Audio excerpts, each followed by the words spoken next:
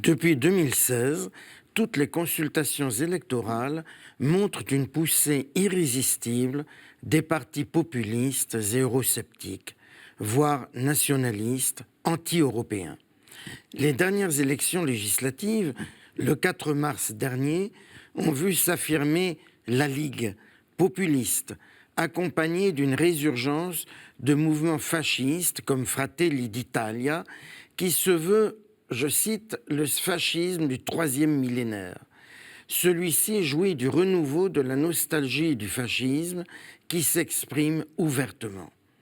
La question migratoire est l'argument majeur de tous ces mouvements en jouant sur toutes les peurs possibles. Cette coalition a recueilli 37% des voix, mais surtout au profit de la Ligue qui a devancé Forza Italia, le parti de droite modéré. Quant au centre-gauche, il est tombé à 22,85%. Hors coalition, le mouvement 5 étoiles, fondé par le comique Beppe Grillo, s'est affirmé comme le premier parti d'Italie avec plus de 32% des voix. Les partis de gouvernement favorables à la construction européenne, à droite Forza Italia, à gauche le Parti démocrate, se sont effondrés. L'avenir de l'Italie apparaît être à l'anti-européisme et à la démagogie.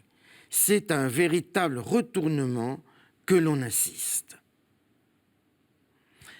En effet, après 1945, l'Italie avait tourné le dos aux chimères nationalistes et trouvé dans l'Europe un combat nouveau. Ce choix fut le fruit d'une option idéologique, celle des démocrates chrétiens, désireux de libérer le pays du passé fasciste et de prendre en compte, sous l'influence de l'enseignement pontifical, les conséquences internationalistes de leur foi religieuse. L'européisme a été porté d'abord par la démocratie chrétienne et par le chef du gouvernement, Alcide De Gasperi, qui parlait de « notre patrie Europe ».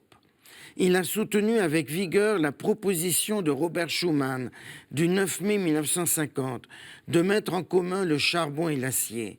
Il y voyait non seulement un moyen de construire l'Europe et la paix sur des bases radicalement neuves, mais aussi de combattre les tendances nationalistes et de réduire le protectionnisme considéré comme responsable des malheurs de l'Italie.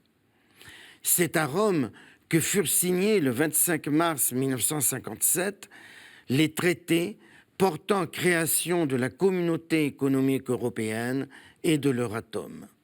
L'Italie optait ainsi résolument pour l'intégration économique européenne.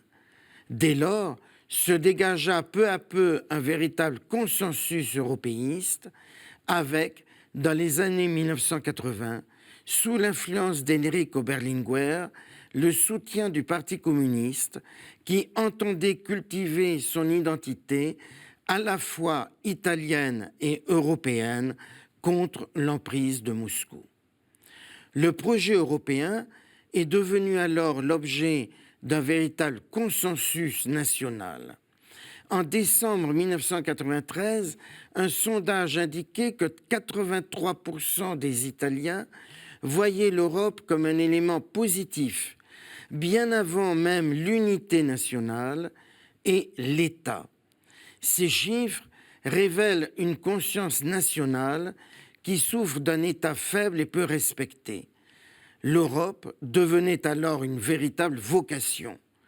L'Italie a joué dès lors un rôle moteur pour l'adoption des grandes réformes unitaires, de l'élection du Parlement européen au suffrage universel et au traité de Maastricht. Son admission dans l'espace de Schengen, puis l'adoption de la monnaie unique, l'euro, ont été vécues en Italie comme des véritables victoires nationales remportées au prix d'un effort considérable, de sacrifices acceptés par l'ensemble de la population, y compris par le moyen d'un véritable impôt pour l'Europe. Il n'y avait guère de courant souverainiste en Italie. Au début des années 2000, le gouvernement de Silvio Berlusconi a maintenu une ligne européiste avec des orientations à la fois plus libérales et plus atlantistes et en faisant plus de place à la défense des intérêts nationaux, mais selon toujours son slogan « Plus d'Italie et plus d'Europe ». Alors, a-t-on trop espéré de l'Europe? Après avoir longtemps beaucoup reçu de l'Europe, face à de nouveaux défis, face à de nouvelles peurs liées à l'arrivée de migrants venus notamment d'Afrique et à la mondialisation, l'Europe n'apparaît plus comme une évidence. Bien au contraire, aujourd'hui, l'Europe connaît un rejet puissant dans ce pays qui en fut l'un des soutiens les plus enthousiastes. Le pays qui fut longtemps l'un des plus europhiles de l'Union européenne atteint des records d'euroscepticisme. Selon l'Eurobaromètre de 2017, le taux d'opinion eurosceptique serait passé de 29% en 2012 à 46%. L'Italie prend de plein fouet la question migratoire, avec des arrivées non contrôlées très importantes, près de 200 000 en 2016, 630 000 entre 2014 et 2017.